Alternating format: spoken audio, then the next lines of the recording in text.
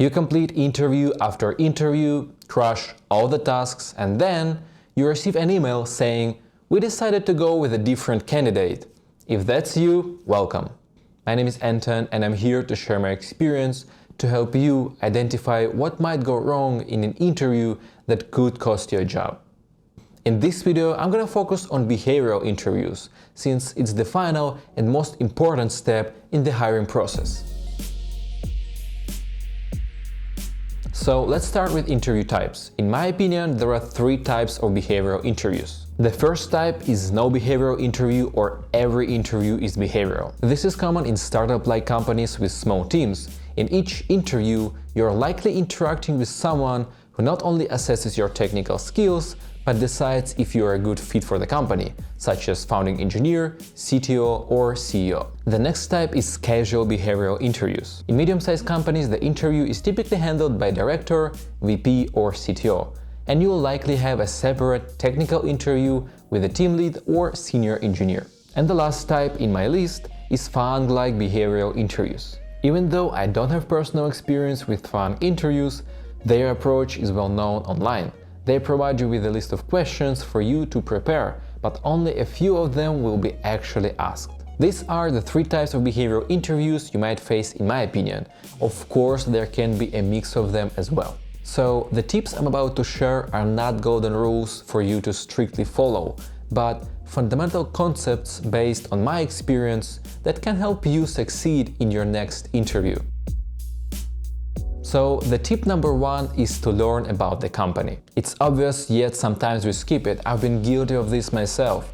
And the fix is pretty simple. Spend 30 minutes the day before your interview researching about company's key areas, industry impact, core values, and you can even check some of their blog posts to learn more about company's life.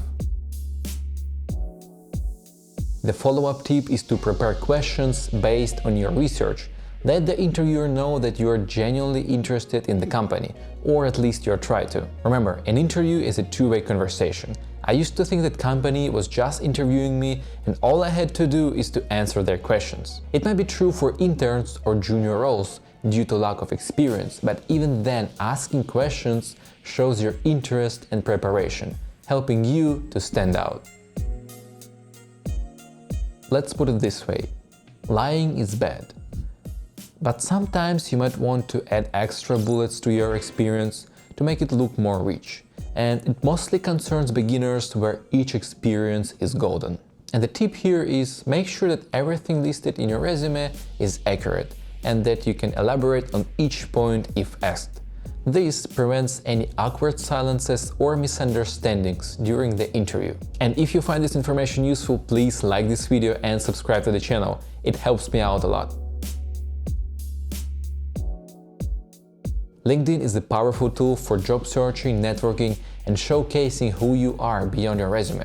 For instance, in my recent interview, I was asked about Stoicism, because an interviewer noticed an Epictetus quote in my About section, meaning that even a small detail in your profile makes you unique and can help you stand out. So make sure that you use this social media in full power by making connections, joining groups, or even creating some posts and articles. And don't forget about your LinkedIn profile. In the description, you'll find a link to one of my recent videos where I share simple steps how you can improve it. So once you're done with the final tip, go check it out. Let's talk about storytelling.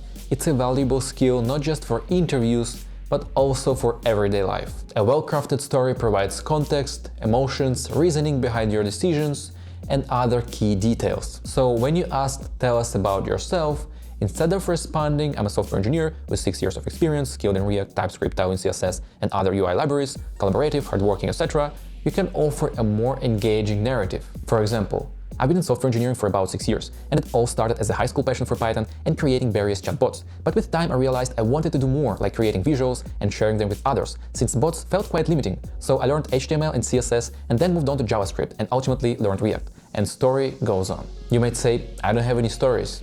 And my response is, yes, you do.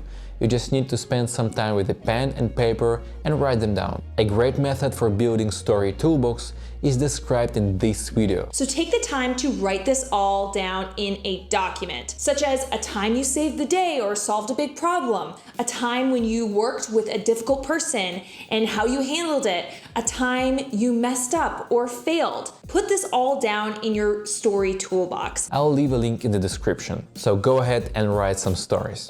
With all of this, you should be well prepared to ace your next interview. But remember, these tips are not a one-size-fits-all solution. Just be yourself and have some fun. Thanks for watching, and I'll see you in the next one.